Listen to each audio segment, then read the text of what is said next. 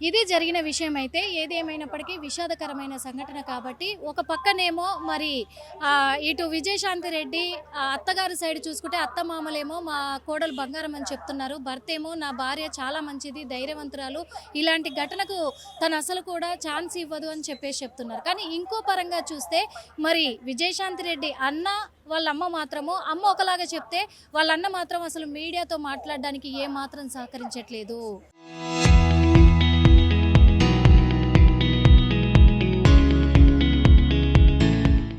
ఏ విషయం కూడా తను చెప్పట్లేదు.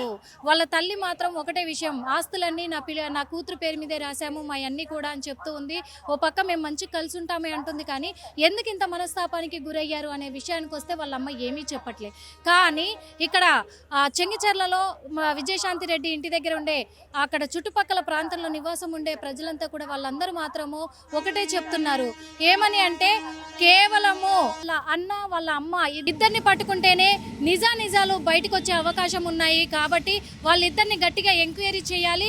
ఎందుకంటే వాళ్ళ అన్న అంటే ఖచ్చితంగా విజయశాంతి రెడ్డికి భయము, పిల్లలకు కూడా మామంటే భయము అని చెప్పేసి వాళ్ళు చెప్తున్నారు ఆఫ్ ది రికార్డు. ఎందుకంటే ఆన్ రికార్డు ఎవరు చెప్పరు కాబట్టి వాళ్ళు ఇచ్చే సమాచారం ఇలా ఉంది. కానీ పోలీసులు మాత్రము అంతు చిక్కని ఒక ఘటనలాగా కూడా వాళ్ళు అన్ని విధాల అన్ని కోణాల విచారణ జరిపిస్తూనే ఉన్నారు.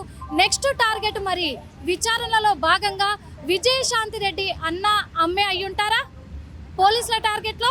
వాళ్ళని విచారిస్తే ఎలాంటి విషయాలు బయటకు వచ్చే అవకాశం ఉంది, ఎలాంటి సంచలన విషయాలు బయటికి రాబడుతున్నారు.